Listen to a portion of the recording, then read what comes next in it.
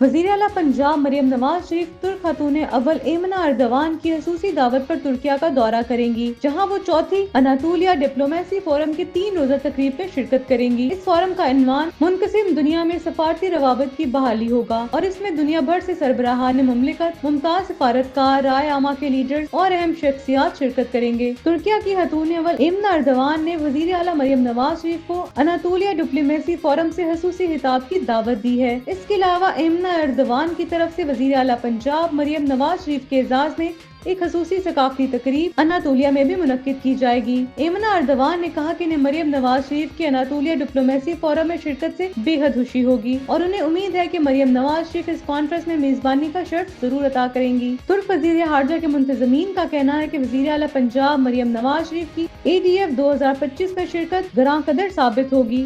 वजीर आला Punjab Maryam Nawaz Sharif Anatolia conference के दौरान ADF लीडर्स पैनल्स में शिरकत करेंगी और वो ADF टास्क और ADF राउंड का भी हिस्सा होंगी। इस मौका पर मरियम नवाज शरीफ मुनकसिम दुनिया में एक मुस्तकबिल की तश्कील और इल्म से तब्दीली की ताकत के अनवान से खसूसी खिताब करेंगी।